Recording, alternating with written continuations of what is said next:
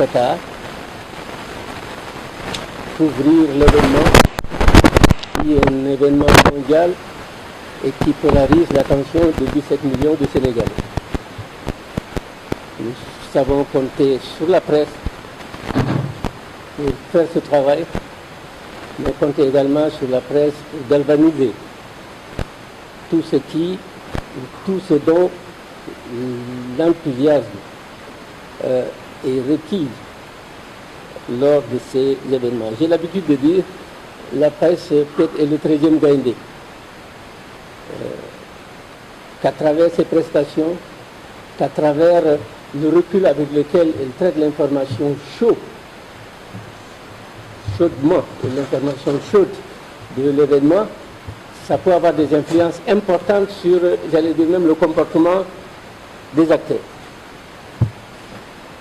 Loin derrière nous les périodes, où effectivement les projecteurs de la presse étaient braqués sur l'équipe dans sa vie interne pour débusquer les moindres difficultés de comportement, les étaler dans la place publique au moment où l'équipe a besoin de s'unir, de se souder. Et des faits divers ont souvent entaché, j'allais dire, les prestations de l'équipe nationale d'antan. Aujourd'hui, nous avons fait le ménage en interne. Je crois que grâce au coach Ali, loin de nous ces faits divers quotidiens qui peut-être marquaient un peu l'existence ou la participation de nos équipes en compétition internationale. Mais la presse a senti son rôle également de 13e Gaïndé et qui a sublimé pendant toute la période, la référence est la dernière Coupe d'Afrique, que la presse a joué un rôle extrêmement important dans la victoire finale. Donc je suis heureux de savoir que cette presse est prête à jouer sa partition donc, dans cette compétition mondiale où le Sénégal est attendu. J'allais vous taquiner tout à l'heure en disant qu'il ne faut pas abuser des vœux. Vous avez formulé le vœu, il y a quelqu'un qu'on gagne la Coupe d'Afrique, c'est fait. Vous formulez celui qu'on gagne la Coupe du Monde, amen. Mais c'est une autre paire de manches qui justifiera que nous soyons tous vraiment prêts, mobilisés pour aller jusqu'au bout. En tout cas, merci de nous avoir invités à ce panel et merci des initiatives que vous ne cessez de prendre pour vivifier le football. Au nom de M. Augustin Senghor, président de la Fédération sénégalaise de football, je voudrais vous exprimer enfin tout le soutien du comité exécutif de la Fédération à l'endroit de l'ANPS et un soutien multiforme qui ne vous fera jamais défaut. Je vous remercie. Voilà, merci beaucoup. C'est évidemment que je vais faire une petite entorse à la règle, ce n'est pas prévu, mais je pense que la parole, on avait prévu de donner la parole durant le débat, mais je pense que là, il a 2 minutes, quelque chose à dire en 2 minutes, parce que je ne suis pas comme Khalid Tandiaï qui a couvert 16 cannes, mais j'ai couvert quand même quelques cannes, et je n'ai jamais vu un entraîneur en pleine Coupe d'Afrique se déplacer à la discussion de la presse, comme l'a fait à FCC, à Bafoussam, faire 1 heure de temps et venir répondre à l'invitation de la presse sportive. Je pense que ça donne des applaudissements et ça nous a touché, ça a touché tous les reporters sportifs qui étaient sur place, qui étaient à notre disposition. On a passé au moins 2 heures de temps, c'était aussi en plein Covid. On avait même peur parce que voilà, il ne fallait pas qu'ils viennent pour choper, parce qu'il y avait tout le monde. Le 12e dernier, Allez Gaza, et quand ils ont commencé à animer, tous les Bafoussaniens, c'est comme ça qu'on les appelle, les jeunes de Bafoussaniens, tous les Bafoussaniens sont sortis pour donc venir. Et c'était plein à craquer. Alors, malgré ça, il a tenu à être là avec nous. Il voulait même passer la journée, mais on a organisé un livre. Voilà, vous verrez, vous allez vraiment vous occuper de l'équipe. Donc ça nous a touché, ça nous a marqué. Je pense que c'est pourquoi on va donner comme 2 minutes. Il va un peu placer un mot à l'UCC de sélection des Lions du Sénégal.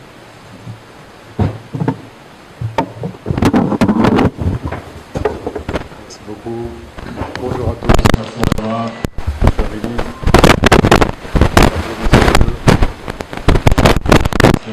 C'était un plaisir pour moi d'être là. je ne vais pas être trop long. A bien expliqué la relation entre la presse et le monde sportif. Je ne parle pas seulement du football. En réalité, il n'y a pas de sport de haut niveau sans la presse. Même si on n'est pas toujours d'accord sur certaines analyses ou qu'à un moment donné, les réalités de l'intérieur ne sont pas relayées toujours à l'extérieur comme il se doit, mais cela fait partie aussi du travail. On a besoin de vos analyses, on a besoin de vos soutiens aussi, on a besoin de votre accompagnement, mais je crois que nous sommes tous ici aujourd'hui pour préparer des échéances qui seront devant nous. Rien ne vous empêchera de faire votre travail et je sais que vous allez le faire correctement. Nous, on fera tout notre possible pour vous faciliter cette tâche-là. Maintenant, comme vous le savez, le haut niveau, ça demande aussi cette confidentialité. Je sais que par moment, vous allez nous demander d'ouvrir la tanière. Par moment, on n'aura pas la possibilité de pouvoir ouvrir. Mais ce qui est important, c'est qu'à travers la table aujourd'hui qui est là, on va réussir à vraiment trouver les premiers pour justement nous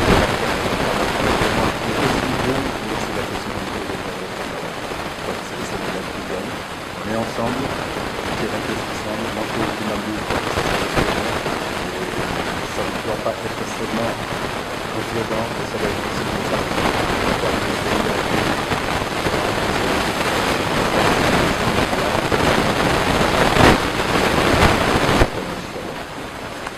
Surtout, les droits, ils sont chers. En Europe, les droits profitent bien sûr aux producteurs pour la Coupe du Monde qu'est la FIFA. Les droits profitent aux chaînes de télévision qui en acquièrent les droits, comme TF1 par exemple, qui va pouvoir monnayer ce spectacle parce que pour cette année, je sais que TF1 peut reprendre tous les matchs de la France et bien l'ensemble des matchs. Donc une télévision cryptée pourra diffuser l'ensemble des matchs parce qu'ayant gagné le marché, et TF1 l'ensemble des matchs de la France en clair. Ces deux groupes vont en profiter.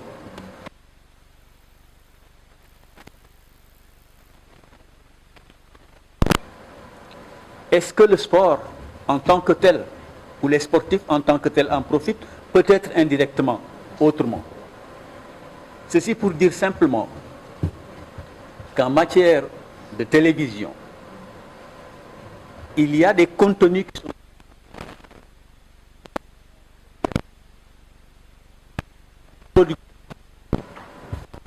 et le producteur montre toujours sa créativité et est défendu par un organisme international qui s'appelle OMPI, l'Organisation mondiale de la propriété intellectuelle, qui siège à Genève, dont j'ai été pendant une dizaine d'années un des collaborateurs. Comme de l'UAR aussi, l'Union africaine de radiodiffusion, comme de Canal France International aussi, avec qui j'ai travaillé pendant très longtemps. Il y a aussi au niveau local le CNRA qui y veille, et dans le cahier de charge des éditeurs, c'est-à-dire les chaînes de télévision, vous trouverez à partir de l'article 16, si je ne me trompe, tout ce qu'une chaîne de télévision, dans sa convention, doit respecter concernant les droits d'auteur. Il y a évidemment la SODAV qui, après le BSDA, la SODAV qui est là pour les droits d'auteur.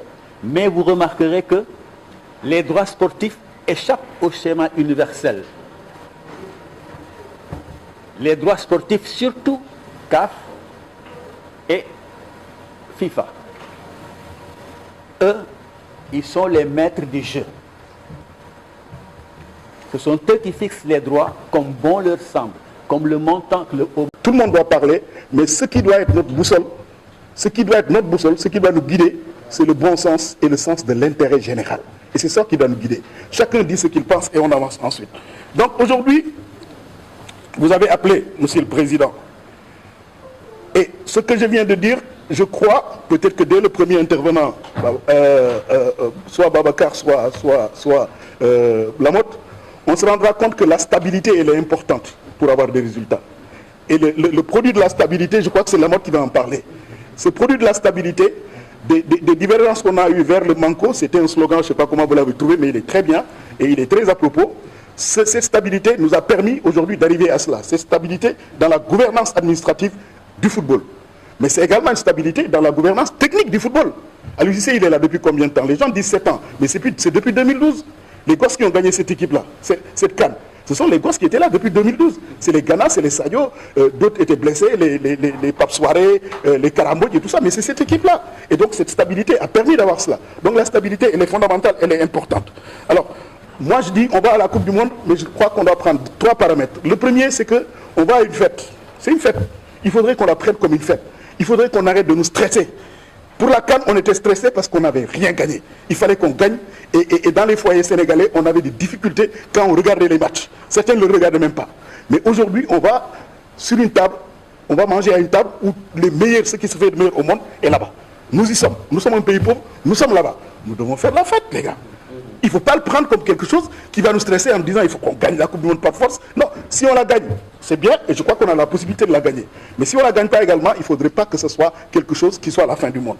Ensuite, aujourd'hui, c'est devenu une compétition. Ce n'est pas seulement une fête, c'est une compétition. Parce que quand votre équipe fait partie de ceux qui sont là-bas, ça devient une compétition et vous voulez la gagner. Vous ferez tout pour la gagner. On se met aujourd'hui à rêver de victoire finale et on n'a pas tort. Je crois que on est arrivé à une grande maturité, et tout à l'heure quelqu'un l'a dit, qui peut nous permettre de rêver. Et si tout le monde le fait, on y arrivera. La troisième dimension de la Coupe du Monde, c'est que c'est une activité, c'est une véritable opération économique. Et c'est là où aujourd'hui nous sommes en train, nous Sénégalais, d'avancer. On ne va pas seulement pour nous mettre sur un terrain, un rectangle vert, jouer, mais on veut tirer les marrons et les retombées de cela. Et à ce moment-là, Amsata nous dira quelles sont les retombées pour le football local. Comment faire pour financer notre football? Il est prévu que Pape Massata vienne nous parler de l'utilisation des produits de la propriété intellectuelle. Aussi bien merchandising, Adama Kandé, licensing. Donc, on devrait pouvoir arriver à cela. Les produits dérivés, les maillots et tout cela devraient nous aider à pouvoir financer notre football et aider les ministères et l'État à donner souvent, alors que le football lui-même génère des ressources. Donc, on devrait pouvoir arriver à cela. En tout cas, encore une fois, les intervenants seront nombreux. Les droits de télévision, je les ai oubliés, M. Ball, les droits de télévision, aujourd'hui, c'est ça qui fait vivre le sport. C'est les droits de télé, c'est pas autre chose. On parle de merchandising, licensing. Non, les droits de télé sont les plus importants. Et vous avez vu le combat qu'il y a eu ici entre la RTS et Média. Je ne sais pas si c'est fini ou pas. Mais en tout cas, les droits de télévision, c'est également important. Si on a la maîtrise de tout cela, je crois qu'on va s'en sortir. Et c'est pour ça, Abdoulaye Thiam, je crois que vous avez bien fait de demander à ce que chacun d'entre eux vienne. Enfin, je crois qu'il est prévu également de parler de celui qui va être notre locomotive, notre flèche. Mamadou a fait un livre avec ses amis journalistes. Ils ont fait un livre sur celui qui est notre queen, celui sur lequel nous comptons, celui qui est notre leader technique, c'est Sadio Mané. Il présentera ce livre-là et ça nous aidera. Donc en principe, on a tout ce qu'il faut pour pouvoir nous en sortir réellement. Ce qu'il faut, je crois que le Sénégal a grandi et a mûri en termes d'organisation. Aujourd'hui, on arrive à faire en sorte que chaque composante fasse son job. Il y a quelques années, vous aviez dans des compétitions, vous retrouvez des membres de la délégation politique chez les Lions. Et chacun veut dire je fais ça, je fais ça. Non, chacun fait son job, chacun reste dans son rôle et à ce moment-là, on va s'en sortir. Quand il s'agira de rencontrer les Lions parce qu'ils ont passé le premier tour, ça fait plaisir. On appelle et on organise, les gens viennent, tout le monde fait ses photos, tout le monde fait ce qu'il faut. Mais après, laissons ces garçons-là se concentrer, laissons-leur faire leur travail et je crois qu'ils sont professionnels, ils savent mieux que quiconque quel est leur boulot. Aliou Cissé ne connaît pas la recette pour gagner la Coupe du Monde. S'il l'avait connue, il l'aurait appliquée depuis très longtemps. Mais il va faire en sorte qu'on puisse y arriver. Donc cette recette-là, si on l'a, je vous assure que si quelqu'un l'avait, il l'aurait donné à tout le monde et tout le monde gagnera la Coupe du Monde. Il faudra donc qu'on se mette dans les conditions pour pouvoir y arriver. Personnellement, je crois qu'on peut rêver de cela. Et peut-être que ça ne sera pas un rêve, ce sera en réalité, comme vous avez dit, vous avez accompagné, vous êtes revenu avec la coupe. J'espère que cette fois-ci, vous reviendrez avec la coupe. Mais attention, même si on ne l'a pas, on continue à travailler. Voilà ce que je voulais dire en donnant la parole au premier intervenant. Il est supposé être Babacar Khalifa Ndiaye. Babacar, monsieur le doyen, c'est 10 minutes. Même pas. Merci. Si vous ne faites pas 10 minutes, on sera tranquille. Non, même pas. D'accord. Merci beaucoup. Bonjour, monsieur le ministre. Bonjour à tout le monde. Bon, le micro. Ah, excusez.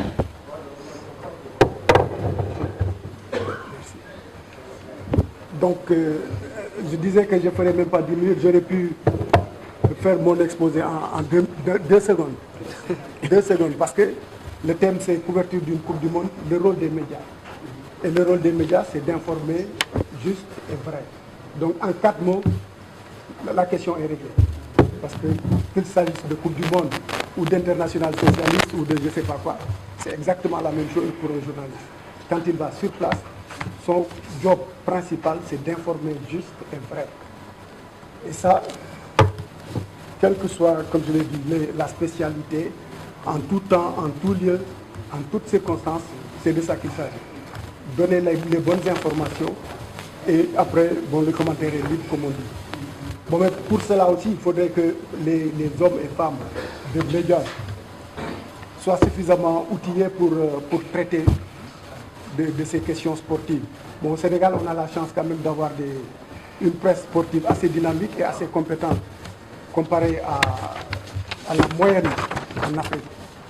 Et ça, je pense qu'on le doit à des précurseurs dont certains sont ici présents.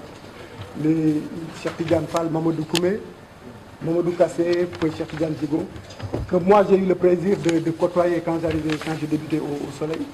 Bon, ce sont des anciens, entre guillemets, qui étaient bien formés à bonne école et qui avaient choisi de faire du sport. Alors qu'à ce moment, le sport était considéré comme la dernière roue de la charrette. Donc, surtout le football. Bon, les autres disciplines gagnaient assez souvent, le basket. Mon oncle Abdourahmane Abida, c'est là, il a joué, il a gagné, etc. Mais le football ne gagnait pas trop. Donc nous, quand on est venu après, on a voulu suivre les traces des anciens, parce qu'aussi on est des sportifs quelque part. Mais souvent on nous raillait, pourquoi vous ne faites pas politique, vous ne faites pas économie, vous ne faites pas autre chose. On dit non, on est des sportifs, on a choisi de faire le sport. Donc, ces doyens qui ont ouvert la voie, on leur doit respect et reconnaissance. Parce que sans eux, peut-être que le sport, la presse sénégalaise n'en serait pas là où elle en est aujourd'hui. Parce que quand même, c'était la période des vaches maigres, le football ne gagnait pas trop souvent. Les rédactions pensaient que dépenser de l'argent pour accompagner une équipe, soit nationale, soit de club, c'était jeter de l'argent par les fenêtres. Mais ils ont tenu, les Koumé, Tchefal, Kassé, ont tenu, et ça a permis à ce qu'aujourd'hui, tout le monde, pratiquement tout le monde, même les étudiants qui sont à l'école de formation, ils pensent plus tard faire du sport, se spécialiser plus ou moins en sport. Bon, donc là, puisqu'il s'agit c'est de foot qu'il s'agit, et de Coupe du Monde, on va reconnaître quand même que c'est pas très simple, c'est pas très habile de couvrir le football, à plus forte raison la Coupe du Monde ici au Sénégal, parce que comme tout le monde le sait, il y a autant de Sénégalais que de sélectionneurs. Donc tout le monde s'y connaît, tout le monde est assez outillé plus ou moins, ou bien tout le monde peut se permettre de juger de la pertinence des avis donnés par les spécialistes, entre guillemets. Parce que tout de même, le journaliste, il doit savoir qu'il n'est pas plus fort, plus outillé que le Sénégalais lambda. Tout le monde peut parler de football et faire des analyses. Mais les hommes de presse doivent être les plus pointus et les plus professionnels possibles. Et là, c'est l'occasion de rendre un hommage mérité à l'ANPS qui, depuis les années 2000, s'emploie à mettre ses membres à jour et au diapason de ce qui se fait de mieux en la matière. Les patrons de presse aussi sont à remercier parce que ce n'est pas évident d'envoyer une équipe ou bien même quelqu'un, ne serait-ce que quelqu'un, en Coupe du Monde ou à la CAN pour une semaine, bon, pour un mois ou trois semaines. Ça coûte de l'argent, mais les patrons de presse sont là et ils sont très prompts à décaisser, même si parfois, bon, c'est pas tellement ça. Vas-y, après on verra comment t'envoyer un peu d'argent, etc.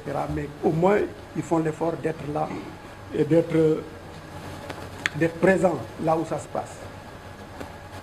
Donc, pour en arriver à la couverture de la Coupe du Monde à proprement parler, il y a certains paramètres qu'il faut nécessairement maîtriser. c'est-à-dire la gestion des distances et la gestion du temps. Bon, les distances, ça va être beaucoup moins compliqué parce qu'au Qatar, apparemment, les stades sont situés dans un rayon de 50 km. Je parle sous le contrôle du président Blaïkam qui a été là. Donc les déplacements, ce ne sera pas aussi compliqué que lors de la précédente Coupe du Monde où, basé à Kalouga, il fallait parfois remonter sur Ekaterinbourg ou Samara, etc. Prendre l'avion, prendre le train. Donc ça va être beaucoup moins compliqué. Beaucoup moins compliqué aussi qu'en 2002, lors de la première participation du Sénégal. Parce que là, non seulement c'était dans 2 pays, mais bon, il a fallu se mouvoir pratiquement à la veille de chaque journée. Donc on a expérimenté pas mal de moyens de transport et même le bateau pour traverser le détroit de Corée. Donc heureusement que l'ANPS, encore une fois, a une certaine expertise en matière de transport et de déploiement de ces troupes, entre guillemets, sur le lieu de terrain.